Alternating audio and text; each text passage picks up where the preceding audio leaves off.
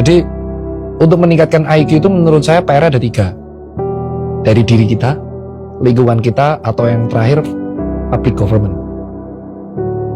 Yang pertama saya bilang, dari diri kita, personal kita, itu adalah habit. Kita tuh kurang habit untuk membaca. Siap. Dan kita kurang habit membaca itu karena kita kurang perpustakaan di sekolah. Dan identik membaca itu adalah dengan buku akademik. Menurut saya nih ya, menurut saya, bukan menurut orang nih, saya disclaimer dulu. Buku yang harus dibaca sejak anak kecil itu bukan buku akademik yang di rumah, tapi buku ilmu pengetahuan. Karena itu yang saya lakuin ke anak saya. Dan baca buku zaman sekarang itu bukan hanya dari buku fisik, e-book, iPad-nya dikasih buku, bukan hanya YouTube. Kalau memang anaknya nggak mau baca, kasih YouTube yang memang ada tayangan ilmiah, buku. Jadi buku itu bercerita. Kalau memang dia masih TK, ya komik, dongeng. Semakin dia sering membaca, apa yang dibangun di dalam otak anak kita itu adalah kesinambungan berpikir kritikal. Kenapa ini terjadi? Harus ini terjadi karena ini. Nah, kenapa kok anak kita itu seperti ini? Karena mereka bukan terbiasa kritikal, terbiasa menghafal. Itu yang saya kritisi dari awal. Privilege saya di SD Canisius, SD Katolik, itu saya tidak disuruh ngapal. Saya disuruh memahami. Shout to Canisius, Bang Odilur, dan Ursulim. Bukan saya memandang bahwa yang lain enggak. Di Muslim ada Muhammadiyah sama Insan Siddiqiyah. Insan Siddiqiyah itu orangnya masuk akal semua. Orang-orangnya orang-orang jenius semua.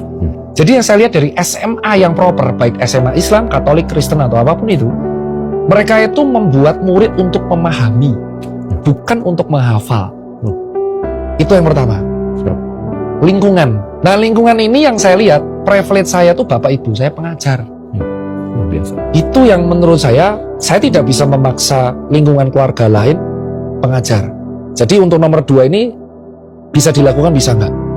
Tapi lingkungan 2, saya akan memberikan saran kepada orang tua yang anaknya gen alpha.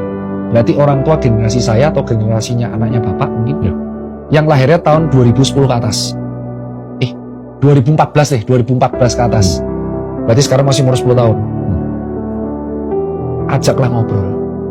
Kenapa? Karena anak Anda itu bukan mentang-mentang dia anak-anak, mereka tuh nggak bisa paham.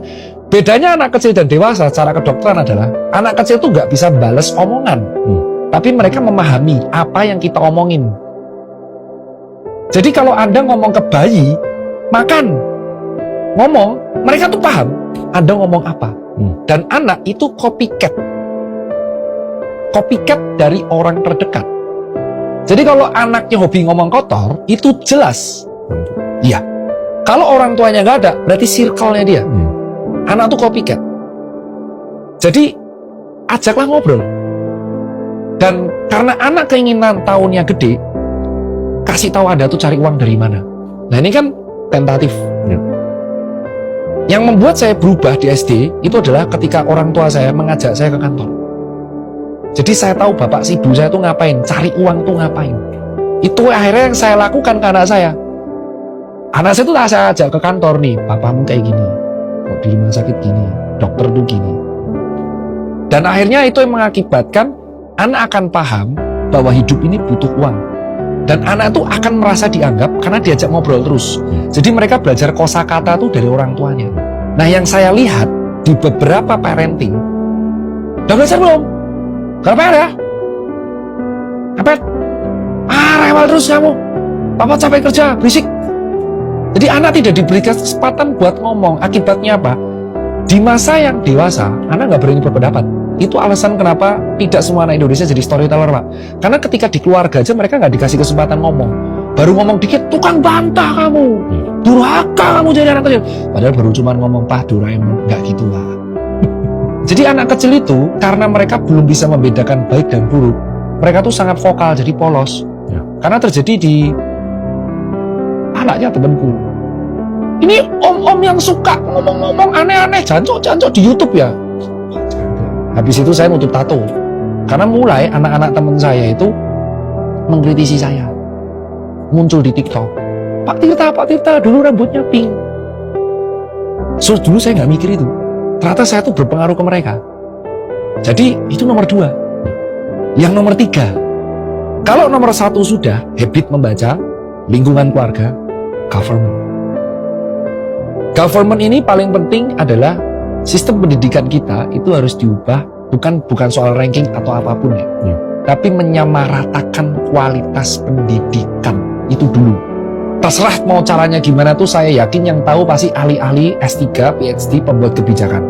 Tapi sebagai saya orang yang mengajar kuliah umum, part-time, kualitas pendidikan kita itu masih tidak rata. Selama sekolah negeri dan sekolah swasta masih dibandingkan, selama sekolah di Pulau Jawa dan di Papua masih dibandingkan, itu gap of knowledge-nya akan sangat tinggi. Kalau mau negara kita maju, generasi emas 2045, habiskan anggaran untuk menyamaratakan kualitas pendidikan dari Sabang sampai Merauke. Selesai Pak masalah. But, ini prosesnya panjang Pak. Pendidikan itu 12 tahun. Jadi artinya kalau misalkan Presiden A, misal si A gitu, saya nggak mau foto ini ya, si A. Misalkan si A ini jadi Presiden, programnya ingin SDM, hasilnya itu baru kelihatan di tahun 12. Setelah mereka lulus SMA. Nah, nggak ngerasain loh Pak. Yang akan merasakan hasilnya adalah presiden yang di tahun ke-12. Kalau dia menang 2 periode berarti 10 tahun, ya dia membangun. Jadi kalau kita membangun SDM, itu hasilnya jelas. Jepang, Korea, Finlandia, Eropa, itu SDM. Tapi hasilnya itu tidak bisa dirasakan di 10 tahun. Tahun 12. Nah, komitmennya berani nggak di situ? Di situ saya diskusi dengan salah satu teman-teman politik. Berat. Karena nggak bisa dijadiin bahan campaign. Why? Kembali lagi, marketnya itu menilai kalau pemimpin sukses itu dinilai dari hasil fisik. Hasil fisik itu sulit. Nah, pendidikan kan intangible. Betul. Fisik itu kan tangible, bisa dipegang, bisa dilihat, bisa dirasa. Pendidikan itu intangible. Aset intangible. Jadi hasilnya baru kerasa setelah 12 tahun. Nah, kalau yang nomor 2 ini jadi, nomor 3-nya enggak, yang ada jomplang. Jadi nanti ada yang IQ-nya 140, ada yang 50. Itulah yang terjadi kenapa average Indonesia 78, karena outlier-nya ini dikit. Jadi orang pinter ya jadi outlier, yang bawah ini 50-70. Karena mereka tidak tahu harus ngapain. Yang bisa membuat itu adalah government. Bukan hanya menterinya, tapi pemimpinnya. Pemimpinnya diturunkan ke gubernurnya, diturunkan ke bupati, wali kota, itu harus ada roadmap yang jelas. Yuk, kita duduk bareng. Kita nih kalau nggak ramayatan pendidikan kayaknya 2036 remuk nih, guling nih kita. Jadi gimana nih? Dah, kita partai beda-beda nih bro. Yuk. Gue punya roadmap. Ini roadmap gue. Tapi roadmap gue ini tidak akan bisa dilaksanain. Ini saya ngomong bahasa anak muda ya, Pak. Roadmap gue ini tidak akan bisa dilaksanain sama saya. Yang manain kalian nih. Kalau kalian yang menang atau kalian yang menang atau kalian yang menang. Tapi kompak dulu nih, roadmap ini jalan bareng yuk. Tiap ganti pemimpin roadmapnya ganti. Tiap ganti pemimpin roadmapnya ganti. Tiap ganti pemimpin pendidikannya ganti. Ya kan pusing. PPDB kemarin. Nanti ini ganti lagi. Nah, pergantian itulah yang membuat gurunya pusing bedos. Ini belum kita bahas mengenai gaji guru, honorer dan kawan-kawan ya Pak ya. Baru bahas mengenai roadmap. Nah, 3 ini menurut saya sebagai praktisi yang penikmat pendidikan, salah satu penikmat privilege, itu yang akan membuat PISA skor kita naik dan IQ kita naik.